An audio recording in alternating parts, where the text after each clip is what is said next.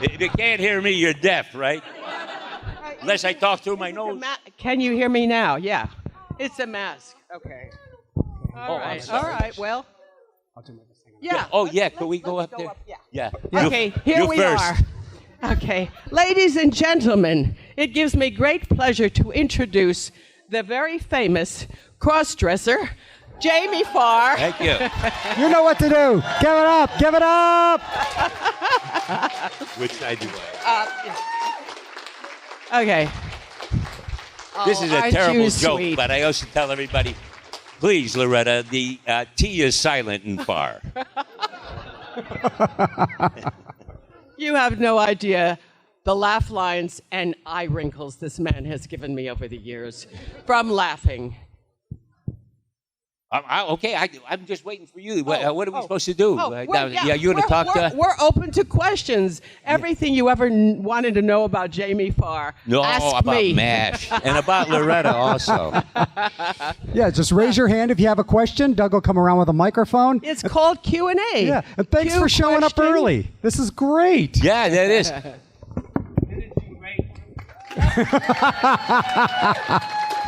All right. And let me tell you, before you ask a question, you know, she was the only lady star on the show. And I got to tell you something. When they said ready for camera, she was the first one there. And it wasn't like Charlie's Angels, you know, doing the hair, the makeup, and finding out if their bra was on correctly or whatever the heck it was. She was there all the time. We loved her because she was not only one of the guys, she was one of the leaders. Thank you. I think I applause. All right. We've got our first question right here. So what was your favorite outfit to wear on the show? Well, I'll take a break now because... No. Let me tell you something right now. He'll be talking wardrobe. She used to get mad at me because I had better wardrobe than she did. She wouldn't talk to me, you know, for weeks. I think, if I look back on it, which one do you think might have been my favorite? And I'll tell you why I think this one. My favorite was Cleopatra. Okay, Cleopatra. That was one of my favorites. I'm into that. Yeah. But there's something about the Statue of Liberty. That's the one. The Statue of Liberty. Flying through the air. Yeah. But then again, the fuzzy pink slippers. Oh, flying over the compound. I have those at my house. I kept those in the Mary Janes that I had when I was the Judy Garland with Toto, the dog. But let me tell you about the other outfits. Some of them are in the Smithsonian Institute. This is true. And one of them is one that I used to get them from the wardrobe department at Fox Studios. So a lot of the stars, you know, were there Betty Grable, Alice Faye. I wore one of the dresses that Ginger Rogers had worn in one of the movies, and Kelly Nakahara, Nurse Kelly and I, we did a takeoff on Fred Astaire and Ginger Rogers. She was Fred Astaire, I was Ginger Rogers, and we did something like cheek to cheek. Well, the show airs, everybody's laughing at the thing. The next day, I'm in the commissary at Fox Studios having lunch, and Ginger Rogers is there. She's doing a guest spot on Love Boat. So she comes over to me and she says, you know, Jamie, I saw you last night. And she says, I got to tell you, when you and that Nurse Kelly did a takeoff on us, that dress looked a hell of a lot better on you than it did on me. And that dress is in the Smithsonian. We had a running gag. Monday was our rehearsal day, and it was the most exciting, innovative, charming, wonderful day every week of my life. The talent, it was just extraordinary. The writers are there, the producers, the director, and the talent, and the ideas and it was great. So Mondays, we came in civilian clothes, and Jamie would come up to me, and he would say, is that one of mine? So we had every Monday, instead of hello, is that one of mine? And and truly, you hear this about a lot of celebrities. They say, yeah, we were on this show, we were like a family, we were.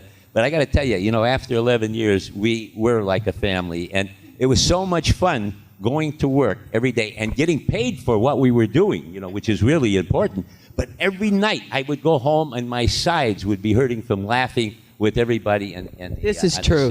Yeah. Yeah, it was so much fun. I couldn't wait actually to get up every morning to go to work to work with all these wonderful people. In that addition, we would see each other when we didn't have to. In Yeah. other words, I'd leave them Friday and I'd have a lunch date with Harry Morgan the next day. Harry and Eileen, his first wife, and we just or would go. Alan would have a get together or something at parties. The last Emmy Awards, we didn't want to be separated, so we hired a bus. And the entire crew went to the Emmy Awards. I have to tell you, CBS and Fox, they give you these long, wonderful limousines. And you travel in style. You're garbed and you're gowned. We went on a bus so that we could all be together. You know, it's just there's families and there are families, and we are a family, truly. Also, let me let you in on something. Fox Studios was one of the cheapest studios you could ever possibly work on. This is true. Stage 9, which was one of the oldest stages where our set was and everything, we didn't have a bathroom. This is true And we'd be in our wardrobe, and if it was raining outside and we had to go to the bathroom, we had to cross the street. Well, you obviously the costume is going to get wet. You can't use it, if you're going to be in the scene like that. So they finally built a bathroom for us that we could have. But let me tell you, there was one time everybody left early, and I had this black dress on, and the show hadn't aired yet, where my character has come on the scene, and everybody had left, and the zipper was in the back of the dress, so I couldn't get the zipper. So I went into the men's restroom. And there's this big grip sitting there, standing there, and he's washing his hands. He says, "Excuse me, sir, could you help me?" He looks, he goes, he didn't know who the hell I was, only the guy wearing a dress, a black chiffon dress or whatever the heck. And I says, "Could you unzip me?" And he did. He unzipped me. And I said, "Thank you very much." And I got the hell out of there. I wonder what that guy said to his wife, when he went home. We also, for the first season or two, paid for our own coffee. There was a coffee cart on stage 9, and we had to buy our own coffee. And one day, the guy who ran that little concession brought in a jar of peanut butter and some crackers. The stage manager, what was Mark? What was his title? Yeah, he was the hatchet man at the studio who had the budget. And said, "We have to charge you for the peanut butter." But may I add something to this? He did not only say we had to charge you for the peanut butter. We'd be paying for the coffee and everything else. A directive came down to the stage that we were paying. It was costing them too much money for the peanut butter and the Ritz crackers and that. So we all got mad, and we said, okay. So Loretta, everybody, Alan and Mike and David and all of us and Bill and Gary and that, we each took out a $100 bill. And we went to the head of the TV department, and the guys go, "What the hell are all these stars coming in, from the series?" And we put down a $100 bill, each one of us at that day. He said, "What's that for?" He said, "That's for the peanut butter that they said that we were." He said, "You're paying for peanut butter and coffee?" He says, "You want peanut butter? You want crunchy, smooth?" The next day, there were cases of peanut butter for that. Up at the thing, went up, remember, crafts and services, went all the way up to the ceiling. And I love that, the choice. Do you want crunchy or smooth? Yeah, you want crunchy or smooth. He gave us both. Yeah, Fox was an experience. But it did, nothing mattered, because what we did together and the ensemble last night at a wonderful birthday party, we were talking about old times, and I started to say, at the end of the day, they generally waited to do the scene in Potter's office because the walls of his office were very expendable. They can remove and they could shoot any which ways. It was just, and also you had Potter, a single, you can do immediately, and then you turn around the camera and get us. And all I did was say, we did Potter's office. He started to lose it. He was laughing so hard because all the memories came back about how tired and crazy you couldn't breathe at the end of the day. The air conditioning, it was no air circulating. We were all manic. And now Harry Morgan was an imp. He would get his scene was great. They're on him, he's perfect. Turn around to us, and we had to look at that imp and try to keep a straight face. It was impossible. One day, which is burned in my memory, Mike Farrell, who is 6'4" and a Marine, is lying on the floor, helpless from laughter. He's holding his sides. Tears are jetting out of his face from laughing, and we can't. And the director is sitting on the director's chair, saying, "Please, people, I'm gonna get fired. Please, people." I'm telling you, it was. You could not tell when the suits came down to it. They couldn't get us. We couldn't stop laughing. There was a scene. It was toward the end of the day, as Loretta said. And when you got all 7 of us together, that was trouble. I mean, because everybody could break somebody up, and you could see the twinkle in the eye, and you know, boy, you were gone right away. So the director, it's the end of the day. This is a big scene. We got all 7 people, and everybody has dialogue, so you got to cover the whole scene. So we started laughing. We couldn't stop laughing, and they had to call the front office, the producers and the writers down there to make it, to be stern, to look at us like we're going to lose our jobs and that. So they come down, and they're standing around, and we start the scene again. We start laughing. They start laughing. They're laughing, and the directors, they got the guys laughing here, the guy laughing over there. So then they call the executives of the studio, the guys in the suits, they own the studio, that they came down, they started laughing. So the guy says, "Oh, the hell with it, let everybody go home." And that was it. We're all out of there. It's so amazing. We had this lovely, he became a director at a certain point, but he was the camera operator, cinematographer, and he would laugh so hard it would ruin a take because the camera was shaking. And this is, of course, your best audience. You know it's working when the camera operator can't keep a straight face. It's just, in my book, I called it the magic of MASH. It really was magic. The synchronicity of bringing those particular people together at that particular time for the world, it just was magic. And we didn't have to finish sentences after a while. I mean, we're just so bonded and so crazy, and it was magic. Did Loretta tell you about the responses that we get through the mail, fan mail, and email and everything else? It's incredible because Loretta and I talk about this, all the people connected with the show, is it wasn't just an entertainment show. It was an inspirational show to so many people who watched it that say it put a value in their life. A lot of them come around and they say, "I became a doctor because of that show. I became a nurse because of..." Yeah, joined the Army. The only thing I used to get mad is nobody ever said I became an actor. The doctors, nurses, the Army, whatever the heck it was, but nobody said I became an actor. But some of the most inspirational letters that we get, and people who are ill and made them laugh, and for that half hour that you had that took you away. The thing about MASH that I love most is that it brought families together. I'm constantly hearing, I cry when I watch MASH today. It reminds me of my dad. I sat with my dad and we watched it together, or mom, or whatever, and that's why it continues to today. And I think there's no end in sight. The costumes, as it were, will never date the show. You don't have, a costume from like the Charlie's Angels costumes or whatever. So you have that going for you. It could be any war. It doesn't matter what you think it is. It could be Vietnam. It could be the Second World. It doesn't even. So it's never dated.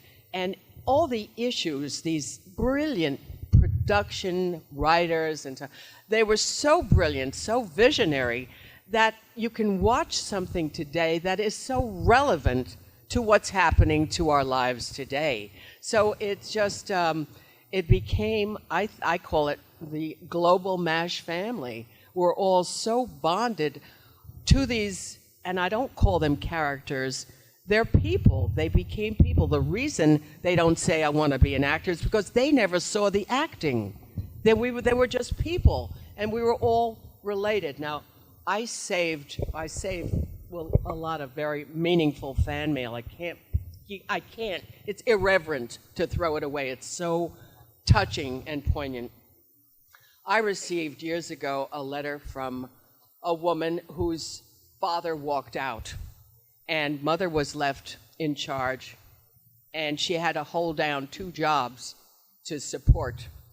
And she started to drink, so she'd come home late and start to drink, and the child was deprived of having that kind of support. She started to watch MASH. I became her big sister. And she relied on me. You know, this person on television in what is ostensibly a comedy show. I became her big sister. She survived because of it. From watching MASH, she survived. She's married now with children. She's a nurse because of Houlihan. Now, you know, this is a blessed way to live, and we get that every day. People say to us, "Here, aren't you tired of? Isn't this, you know?" No. How would you like to live your day with 100 people telling you they love you? Would that?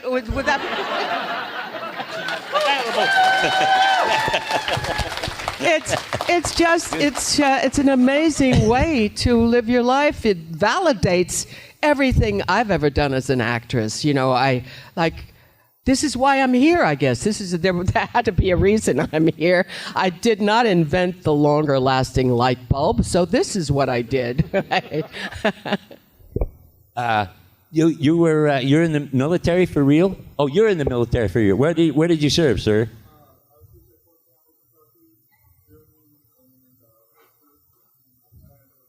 Okay, do you know, as Loretta mentioned, Mike Farrell, who played BJ, was a U.S. Marine. Alan Alda was U.S. Army. No,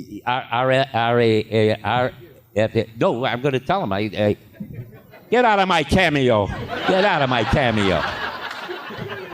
Yeah, and Bill Christopher was U.S. Army also, and he served in Germany, and I was U.S. Army, and I served in Japan and Korea, and I opened up Armed Forces Television in Korea, and I also wore my own dog tags on the TV show that I have, and I still have those. Just to let you know, some of the guys on our show were they. And may I share this? I don't know if Loretta even knows this, but my cousin. You may have heard of him, James Jabara. He was America's first jet air ace, shot down 60 MiGs in the Korean War, and he came back to Wichita, Kansas, and he and his daughter were accidentally killed in an automobile accident. Can you imagine that after that? Yeah, exactly. So my uncle was he was a corpsman in the World War II. He served in North Africa, and a lot of my uncles and aunts. So our family has really supported our military very, very much. And I want to thank you, sir, for your service. Oh, yeah. Okay, should I apologize? You didn't do what I did you? No. Okay. I was like, this is not like MASH at all. You know what I got when I was in basic training? The last movie I did before I went into the real Army was No Time for Sergeants with Andy Griffith and Don Knotts. And I was a lieutenant in the movie, Lieutenant Gardella, that takes the airplane where they're going to do the atomic bomb and that. The next day, I had to show up downtown L.A., and now I'm in boot camp. You can't believe the ribbing I got from everybody. You know, lieutenant in the movie, and now one of these guys that in boot camp. There was one guy that tried to get out of the Army, not by dressing, in female wardrobe, but he used to jump out of the barracks from the second floor to try to claim. Did you have somebody like that too? Yeah. Exactly, yeah. Or did you do something with the rifle or your M1 or what? I don't even know if you use M1s anymore in the thing. But at any rate, it was nothing like that at all. And I'm trying to remember some of the other people that did all sorts of things in the service that tried to get out. I often said, I think when you in the Revolutionary War, somebody dressed up as Betsy Ross, to try to get out of the service. Yeah. Oh, that's right. Yeah. Lenny Bruce Was the inspiration. yeah.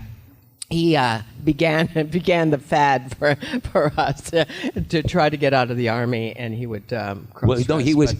Let me tell you a story. Larry Gelbart, remember, our head writer and one of the producers of the show, he had read where Lenny Bruce was in the Coast Guard. And you know what they have is dress of the day, right? Class A's or fatigues. So he just took dress of the day, and he showed up wearing a dress. He didn't get out. They threw him in the brig. But that's where Gelbart got the idea. And of course, he wrote, funny thing happened on the way to the forum. So guys putting on dress. And the Tootsie. I'm sorry. The only thing that's different about my character is I never played it femininely. That's the difference. Most of the time, somebody was doing it in the disguise. Tell the story of the first day. Jamie came for a day's work and stayed for 11 years, okay? Because he was loved and embraced immediately.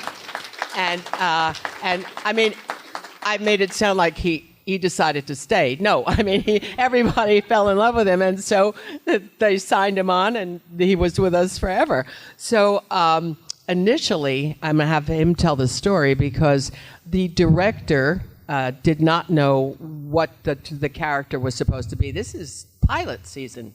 So Jamie had this wardrobe waiting for him. He had no script, no sides.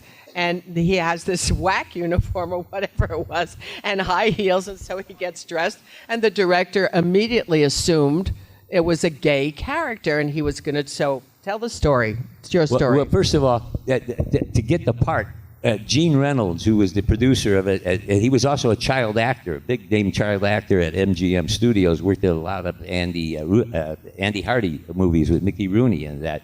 He became a director. He directed Leave It to Beaver. He directed an episode of F Troop that I happened to be on, and I was supposed to be the stand-up comic Indian in it for the Hakawi tribe. They're going to have a big celebration, and they gave me all of the Milton Berle and Henny Youngman jokes instead of take my wife, please. They gave me take my squaw, please, and all that. So the punchline at the end of that thing was the Hakawi tribe. The chief didn't like me, and he says, "Look. Don't smoke signal us, we'll smoke signal you." In other words, don't call us, we'll call you. So Gene, if he likes you, he puts your name in a book.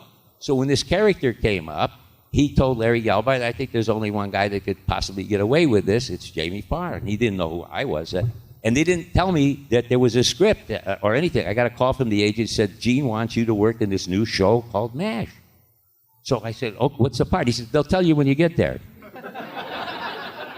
So Gene meets me, he takes me into the trailer, and there's this woman's Army Corps uniform hanging up with these huge high heels, size El Grande they were called, And I said, oh, am I dressing with an actress? He says, no, those are yours, put them on. What kind of a part is this, I didn't even see the dialogue. So I got on stage, and Loretta and everybody starts laughing with the hairy, bold legs and everything that I had. Beautiful legs. Yeah. Beautiful legs. A little waxing wouldn't hurt, but beautiful legs. A lot of waxing. But at any rate, so this is the director's real name, E.W. Swackhammer. That was the guy that was directing. Lovingly called Swack. So he doesn't know what the part is, and Gene and Larry don't stay there. And he has me. I had 4 lines or 5 lines or whatever it is. The general's coming out. I go, halt, who goes there? But he had me doing it in a feminine voice. And he goes, oh, Corporal Klinger is still trying to get out of the Army or whatever it is, and he leaves. And then later, at the end of the show, I supposedly show up naked, in the thing. And they said, Klinger, will you get out of here? Well, he had me playing it with the, kind of prissy kind of thing. Well, Gene and Larry saw it, and they said, we can't do this. I mean, how would you play the part? So I said, how about if I play it straight? Let everybody else make the comment on me and give me a cigar and all that. They said, well, try it. So I tried it. They called me back 6 times the first year. I was so happy to be working. I got $250 a day. Pretty good money, boy. Pay the rent. Get some food. Get some tuna fish. So the next year, I did half the shows, and then the third year is when they put me under contract. Loretta, Jamie, and Alan. remained with the show for those all 11 years. Survivors. Yeah, we are the survivors. McLean Stevenson was, I'm sure you'll agree, the funniest human being that ever walked the face of the earth. He did not know how to talk without making you laugh. I mean, he just, everything, that was it. He was just so funny. And I hope you're all going to be ready for this one. Jamie is rehearsing. We're all rehearsing. And he's there with his rifle, with his hairy legs. But he's supposed to be naked, so they're shooting it. Oh. He's bare-chested. And McLean and I think Alan, are waiting on the side looking at this scene that this crazy maniac who's wearing a dress. And we're with a general. And he's saying, what is going on here? Yeah. Anyway, McLean looks at Jamie and he says, God, look at the size of that thing. I'm not going to tell you what he meant. Okay, what size it was, big or small? So it was, I tell you, funniest thing. We couldn't talk for like 10 minutes. And they didn't print it. They didn't print it. Listen, should we ask him if they have any questions? We've been talking. We're babbling. Yeah, I got time for some questions. Yeah, I've got someone that had a question right over here earlier. But first, thank you so much for doing this. This is so awesome. Thank you so much. I'm so enjoying this. Doing what? Do you think we don't look like we're having fun? Are we, this is a ball for us. Jamie and I have been a duet at Q&As for a while. We're quite a team family, but it's so much fun for us to have this kind of contact or listen to some crazy questions or, it's so much fun. This is why we're here, really. Okay. Well, thank you both for being here. And we've all learned and grown so much and loved watching you as your family work. But I was just curious, certainly the experience was different for you, and what you learned from the show may not have been the same that we took away the themes of the episodes. So what would you say is the most valuable lesson you learned through your experience with working on the show? You want to take that, or shall I? I think you're smarter than I am. You better take that. Yeah, that's a sweet thing that he just said. I'm not. We were all, like in sync. But it reminded me of something so lovely Harry Morgan did. We were we're all on the stage, and it wasn't a Q&A, but we were, I think, accepting an award or something. And I was saying that I spoke first. They said, "Oh, let the lady go first." I said the most wonderful thing is how they treat me. I am an equal. Harry went up next and he said, I never treated her like an equal because she is superior. That is like a typical feel that you can make that kind of joke and understand it, and that was pervasive in our ensemble. May I add something also? Harry Morgan, who goes way back in movies, in that Oxbow incident with Henry Fonda, Dana Andrews, one of the classic movies. Inherit the Wind. Inherit the Wind. All kinds of movies. Worked with Spencer Tracy, Frederick March. All the big stars. Had more television series probably than anybody's ever had. I said 8. He said maybe 12. I mean, he had major experience. And what he said to all of us, he says, this is the best thing I've ever done. Can you I've never imagine? Been sorry to leave a show. Yeah. He said, I've never been sorry to leave any program, any series. Yeah. But he was choking up, and Harry didn't like being embarrassed by that. He would be touched, and he would have to kind of contain it. But let me just answer your question. I think, and maybe I'm speaking for both of us. And what I got, I think, the most from the show was the humanity, the connection, because I feel the connection in our society is what is the answer to survival to our society in this world. Our connection, caring about each other, helping each other getting through COVID. I think that's what helped, being willing to wear a mask, being willing to separate, being willing to help each other. Because when we were doing cameos, I would be saying, wear your mask, please, because if you're doing that, you're helping me. And when I'm wearing my mask, I'm helping you. And I think that was the core of MASH, the humanity, not only medically, the doctors and nurses helping people to survive, but also psychologically, some of the things that the priest, our dear Bill Christopher, who really was born to play that role. I had a theory that people returned to the church because of this actor. He was so magnificent in that role. So I think more than anything, the humanity of the show and the way it brought families together and people together, that I hope permeates my character as Loretta. That's the most important thing I feel I got from it.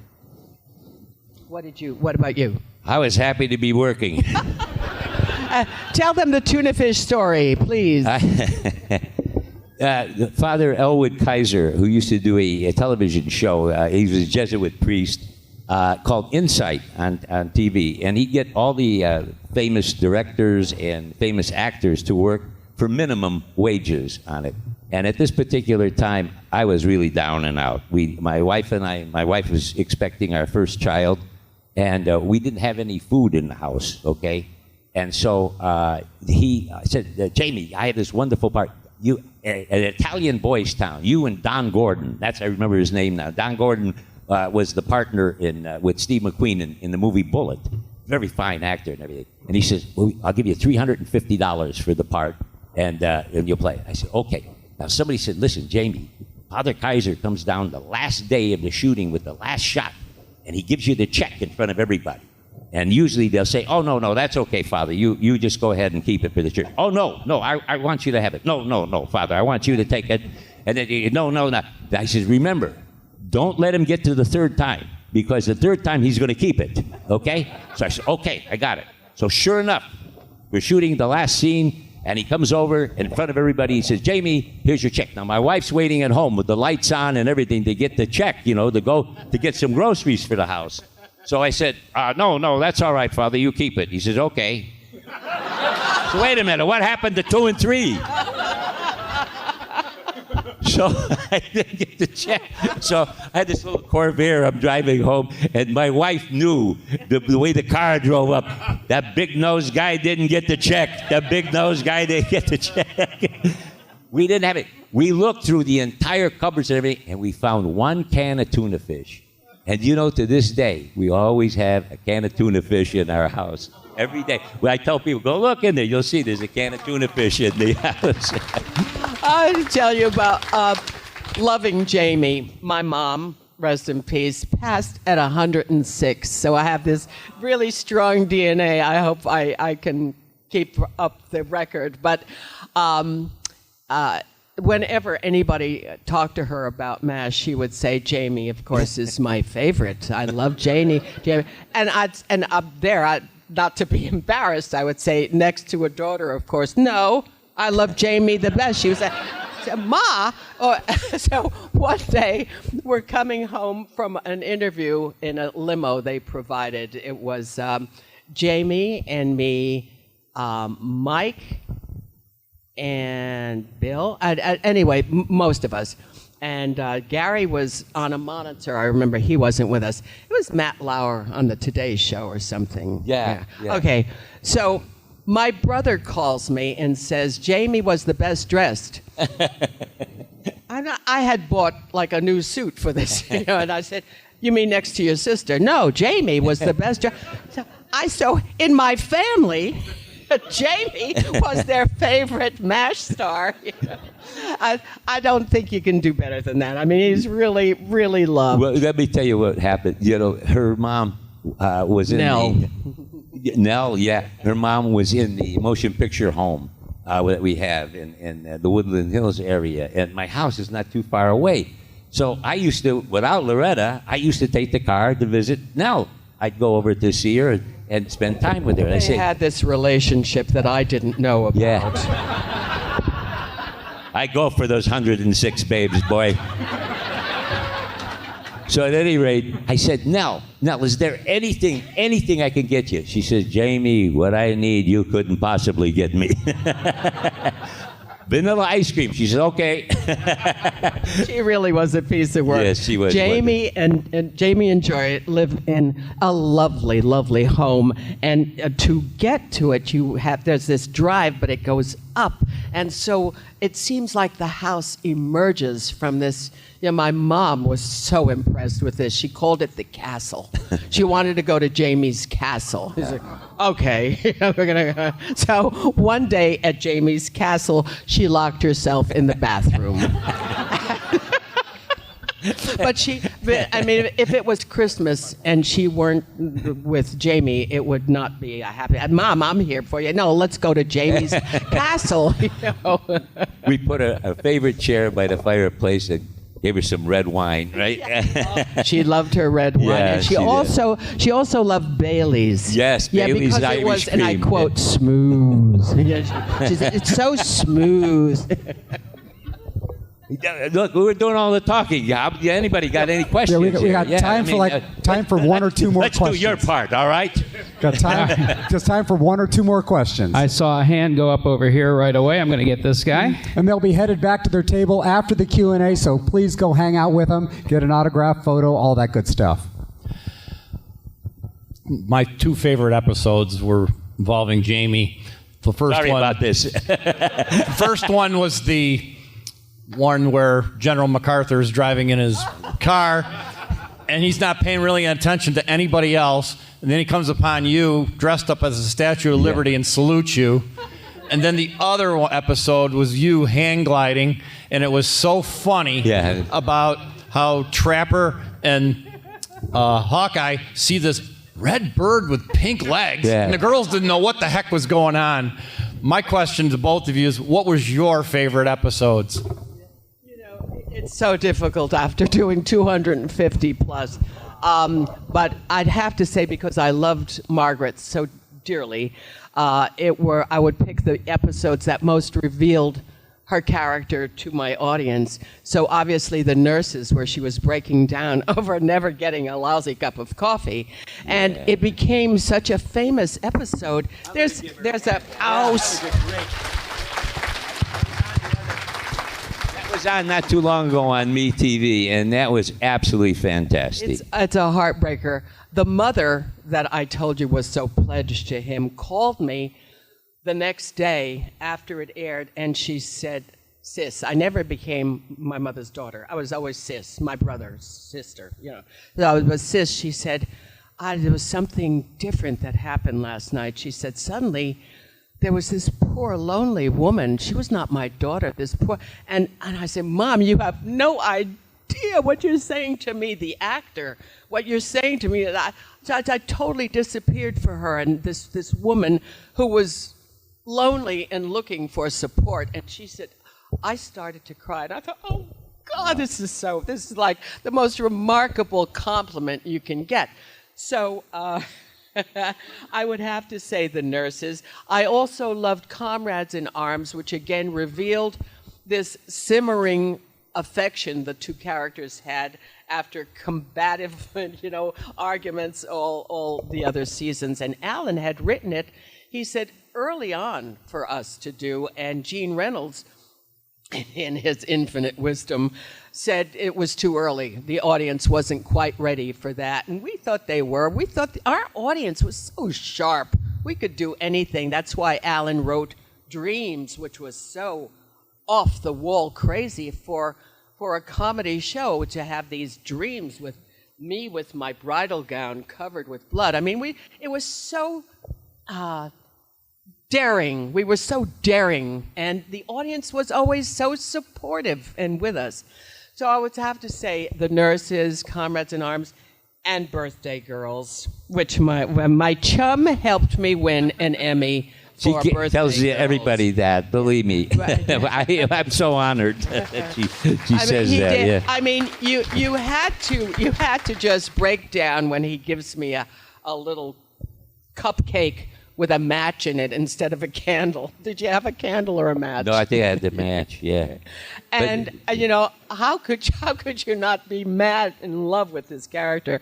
So, but Birthday Girls was very special to me. So I would say, but I can keep on going with favorites, but those three really. And I loved call in that same Birthday Girls, not only touching, funny. Come on, you Arabian aardvark. Now, how many actors can have a line like that? It's like, I loved it. She was funny and dear and demanding, and I really loved the character. And I most love that so many young women responded to her power, her strength, and how many young women out there became empowered by her example, that a woman could be that strong and fight back to these underclassmen who were trying to, these surgeons who were trying to put her down. And I love that. I loved the writing that enabled to me to say, at one point, Hawkeye says to me, what do you want from me? And I say, respect. I will settle for nothing less, and I want no more. I want respect. And it stops him as the character. And so I had this delicious material to give these. See, television is so powerful. What we can do with television, reaching out, and it's a teaching tool. It's enabling people to learn, young people especially, affecting their minds and guiding them in a very positive direction. And it's a monster. It's global, and it affects so many people. So I admire what we did in MASH because it was so positive. It was such a positive message. May I tell you? Yeah, we just have about a minute or two left. Okay. I got to do this. This is a good story. Everybody remembers Jack Benny, right? And one of the funniest lines in the history of radio and television is when he's walking, how cheap he's supposed to be, and a guy with a gun comes up to him and says, your money or your life, okay? And they couldn't come up with a line. They couldn't figure out what's a funny line to say with. And the writers are working like crazy. The writers on we're going to go to air any moment. Come on, your money or your life? And the guy says, I'm thinking. That's the answer. He says, I'm thinking. Well, the thing is that got the biggest laugh. The payoff on the MacArthur thing, when I did the Statue of Liberty, got the biggest laugh. People fell off their sofas laughing at that, and I could tell you why. The next day, I happened to be in Beverly Hills, and taxi drivers were honking their horn. People on the bus were waving at me and everything. I said, what the heck is that? They loved that Statue of Liberty payoff. That's one of the famous ones. That's also why I like that outfit. I may wear it at home. And we were so out of time. We love you guys so much, but we're running late. We could be here for hours and hours. We love you guys. Jamie Farlow, Wetta Swit, they're headed back to their table. Oh, what an absolute pleasure. You guys can do better than that. That was legendary. Legendary Q&A here.